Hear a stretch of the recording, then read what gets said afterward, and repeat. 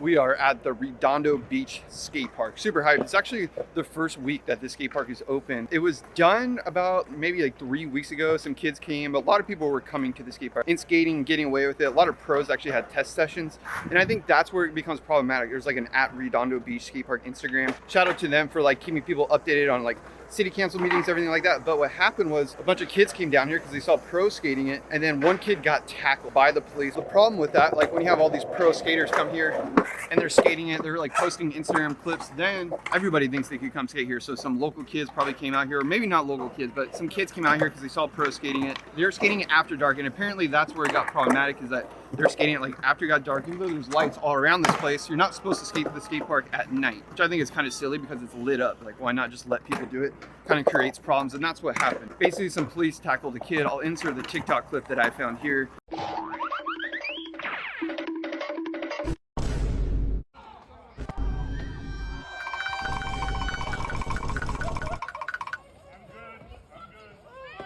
Yo, what the? All for a fucking skate park. You don't know exactly what happened. Who knows? Maybe the kid did something, but I don't think there's ever a reason for police to tackle a 15-year-old skateboarder who was at the skate park. Maybe even if they're vandalizing it, it's like, just get them out of the skate park. Now we're here. Let's get a tour of the skate park. It's my first time. Looks pretty epic.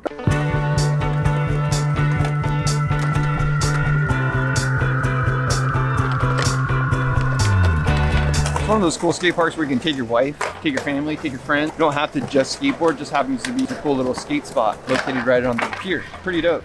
So I'll give you guys a little tour of all the obstacles. This is really cool because you can stall up here. Nice big transition. Sends you back over to here.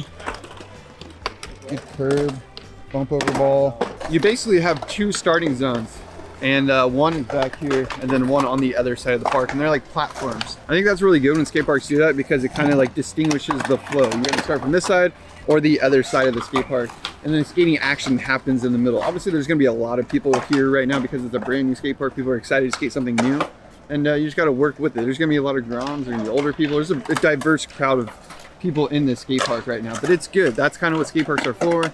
And you just got to be patient, essentially. So my first impression after rolling around a little bit is that it's definitely a tight space. You still have this fencing right here, which I think actually makes everything a lot tighter because nobody's able to actually push from the outside and come in, or just kind of like sit back a little bit. Everyone that's inside the skate park area has to, you know, really take up the skate park space. So that's the one thing I will say. There's not much flat area in general for people to skate flat ground. I don't think there's too much of that. There's this little area right here where you got the little flat rail zone, which is nice. You got some ledges, and the other side is like more where the banked and transition is. I think the big transition wall is probably my favorite thing here, but I will say that might become problematic when there's a lot of people in here because you'll have like really fast people over there, and then you have people that are going a little bit slower and skating like the tech ledges. So it's kind of a crazy contrast of juxtaposition going on here. But now that I got my first roll around, I'm pretty sore right now. My hips are super sore. Working on the video part, my body is just achy, but today I figured to come out, hang out with the boys at the bare minimum.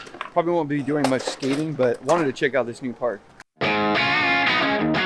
So before we get into all these skating at Redondo Beach Skate Park, super fun session, I actually want to shout out the sponsor of this video, ShiftCam. I've been using this 200-degree fisheye lens all the time recently. Actually, a lot of the reels and Instagram posts I had made in the last month have all been used with this lens. It's super rad. So big shout out to ShiftCam for sponsoring this video. And I just wanted to quickly explain why I think this is really rad. So I have the iPhone 14. Basically, it comes with the cover. It'll come with like any cover, essentially, ShiftCam. And what they do, which I think is really nice, as you can see, it just screws on so easily onto your lens cover. And I'm a big fan of using my camera to film skateboarding. I love it. That's partially why I even started YouTube, so I can like have somewhere to put all my skate videos. But yeah, what I really like about this is I can screw it straight onto my lens, right onto my camera. I can switch to video mode and just capture clips right away. I'm going to show you some footage right now actually that I've gotten with this lens, not just at Redondo Beach, but in other scenarios. And I just love that I can bust it out really quick, especially recently when I was in Vegas. There was times when I couldn't just get my camera out, so I would just screw this on really quickly and I was ready to go. The Lens Ultra, which is the fisheye lens that I've been using in all these clips, is an edge-to-edge clarity, high resolution, and it does reduce noise in low light photos. We're definitely really hyped on using this lens. I'll be using it in future videos as well. And the live streams, I actually use this on the live streams, and I just set my phone down, have my camera next to it. So yeah, it's a really, really cool tool for any skateboarder that likes to document their skateboarding. All the information about the lens and all the other lenses in here, because there's like telephoto lens, they have the ND filters, they have the anamorphic lenses. Like I said, all the links down below. So I'm gonna put it on right now, follow some of the homies around the skate park, and see how it looks on a super gloomy day.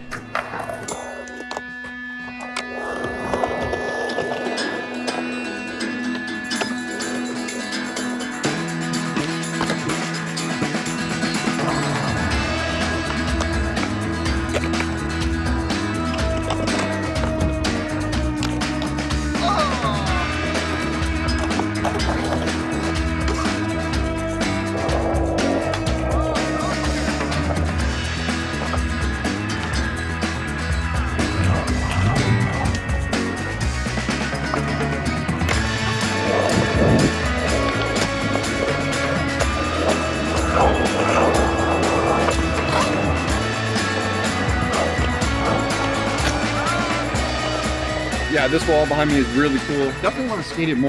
Come back here when I'm not injured. Shouldn't even be skating today. I'm trying to be responsible while being irresponsible, essentially. So yeah, shouldn't skate. My hip's like black and blue right now, so I really want to go for a few, but when I say a few, I was trying to backside boneless. I tried 2 backside boneless just to see how it would feel.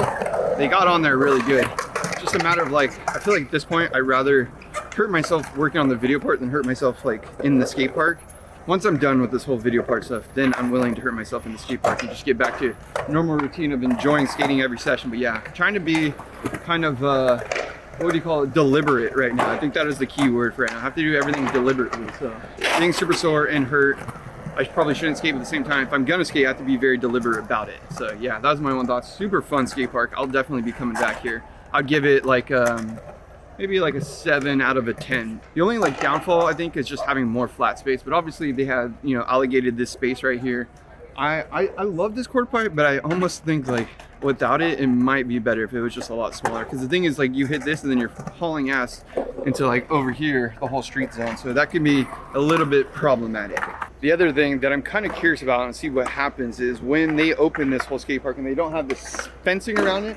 They have a little kind of turquoise fence that you can see. I'm curious how like the public, everyday citizen sort of incorporates themselves with the skate park, because over here, there's some quarter pipes right there. And I have a feeling people are gonna stand right behind those quarter pipes, and typically boards are gonna shoot right out of those quarter pipes. So yeah, it'll be interesting to see if boards actually end up down in this water as well, because they can definitely shoot off from that quarter pipe into the water. So it's an interesting location at the end of the day. I guess that's kind of what I'm getting at. We'll see how like it acclimates to the tourist and things like that. It will be interesting to see what happens when they take this whole fence down.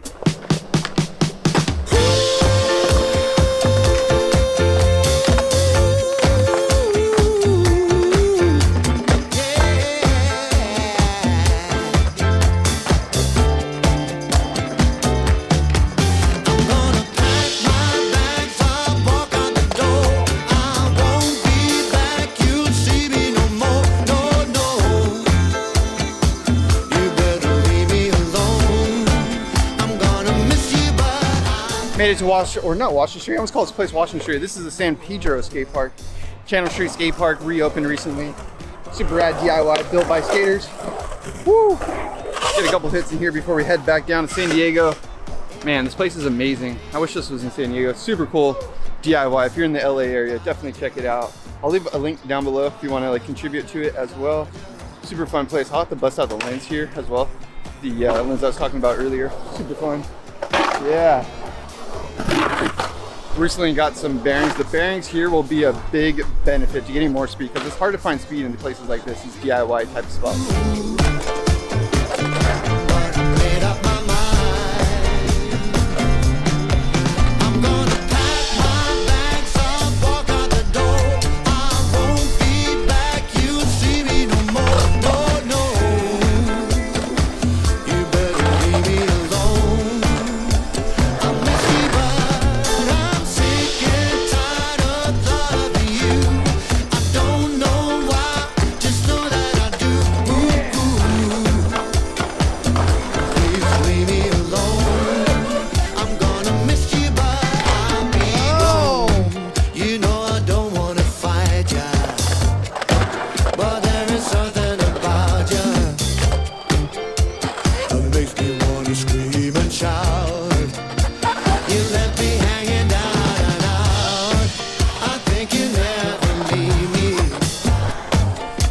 you cheated